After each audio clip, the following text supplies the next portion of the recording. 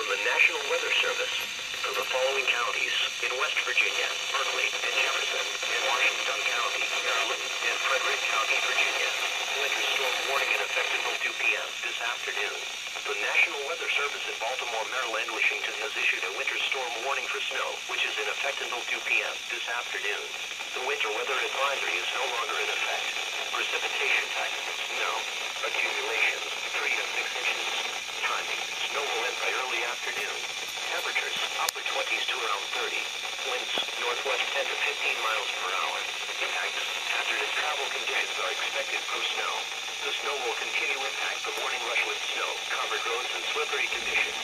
A winter storm warning for heavy snow means severe winter weather conditions are expected or occurring.